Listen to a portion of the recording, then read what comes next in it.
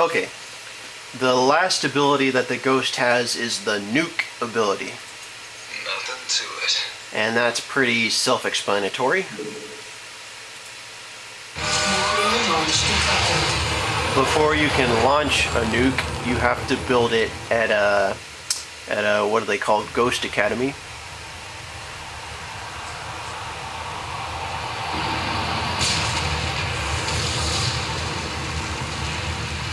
And a nuke does 300 area of effect damage and 200 extra damage against structures.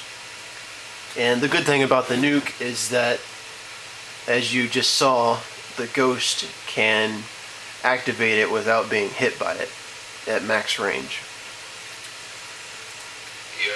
So that's all the Terran infantry units that come out of the barracks. Let's move on to the...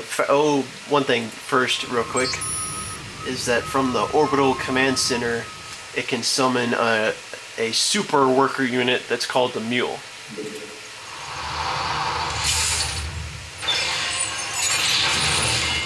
Like I said, the Mule is a worker unit. It can also repair. It's basically an SCV. It can't build buildings, but it harvests resources faster than an SCV does. It has more health than an SCV. It's a light mechanical ground unit. It can't attack. And it lasts for 90 seconds and then it just dies. So I'm going to go ahead and kill it here. Okay, so let's move on to the factory units. Light it up. The first basic factory unit is the Helion. If for anyone who's played StarCraft 1, if you remember the Vulture, well, the Helion is basically the Vulture except without spider mines. The Helion is a light mechanical ground unit, and it can only attack ground units, and it does extra damage to light armor. Absolutely. And as you can see, it's got a fast movement speed. Rubber.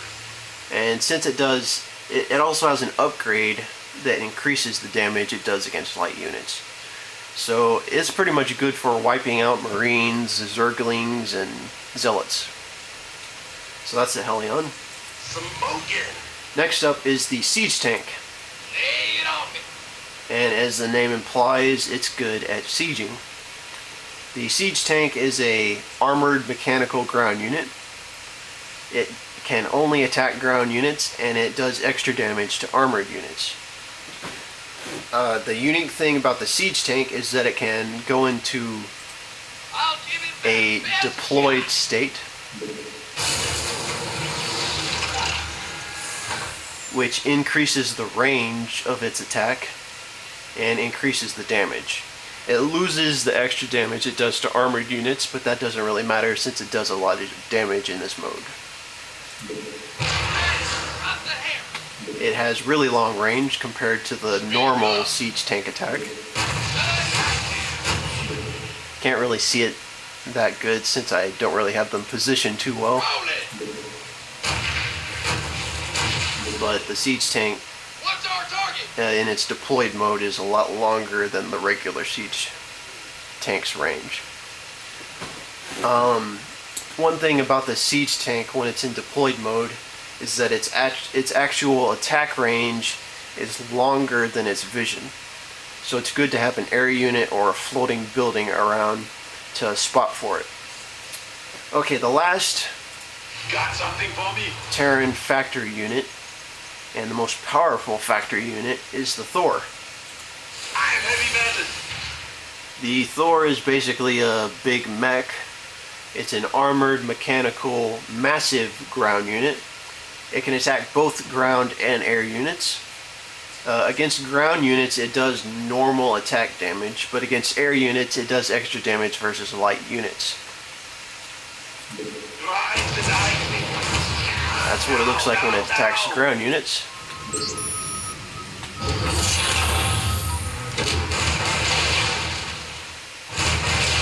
And that's what it looks like when it attacks air units.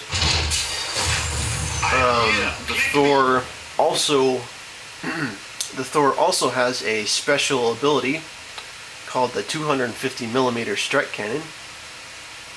And what this does is that it does 500 damage to a ground unit over 6 seconds. Just to demonstrate how powerful this ability is, I'm going to use it on another Thor. I hear you. Another thing to note is that while this ability is being used, the unit it's being used on can't move. Fix me up, will ya? So once it's under the effects of this attack, it can't escape from it. Watch this.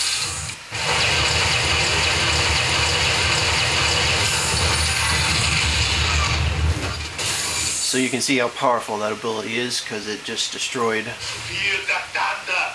a 400 health unit. So that's all the factory units. Let's move on to the starport units. The first basic starport unit Fight or flight. is the Viking. Very well. The Viking is an armored mechanical air unit. It can only attack air units, and it does extra damage versus armored units. Transformation system. So in other words, it's basically the Terran's air superiority fighter. Certain. The unique thing about the Viking, though, is that it can also transform into a ground unit.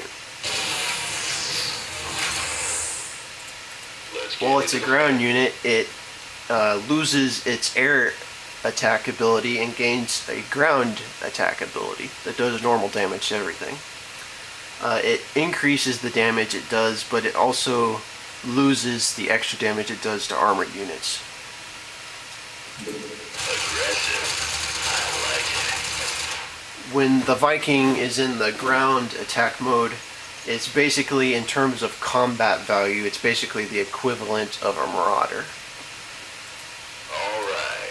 So that's the Viking. Next up is the Banshee. The Banshee is a light mechanical air unit. It can only attack ground units, and it does normal damage. No problem. 5. The Banshee also has a special cloak ability, Stealth mode engaged. and like I said, just like the Ghost, it makes it invisible to the enemy. It doesn't show up on the radar, and it can't be attacked unless there is a detector nearby.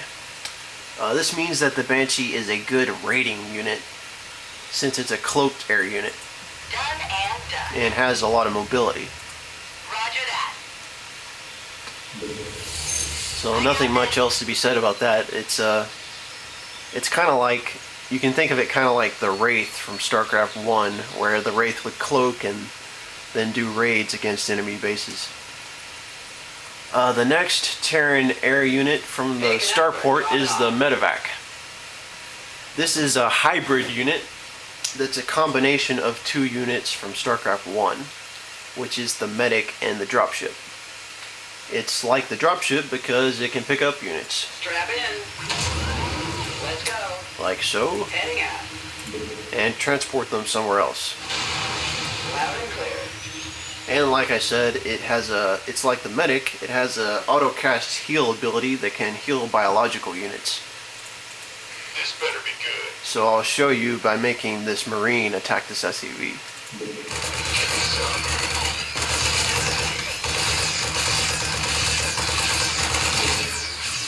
So the Medevac is a really good support unit. It's a dual role unit, and it's good to have when you have lots of infantry units. It's also a good unit to have if you have a Zerg ally, since the Zerg units are all biological, so the Medevac can heal them. Moving on, we have the Terran caster unit, which is the Raven. The Raven is a light mechanical air unit. It cannot attack, but that's okay since it has special abilities. It's also a detector unit, so it can detect cloaked units. Its first ability is the auto turret, which creates a defensive structure that can attack both air and ground units, and it does normal damage.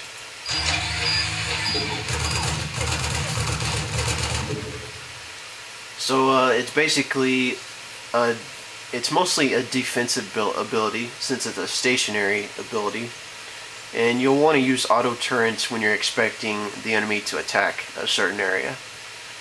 It's not too good as an offensive ability because the enemy can just walk away from it. Next up is the point defense. And this creates a point defense drone. And what the point defense drone does is it will... Oh, need to split the video here, hang on.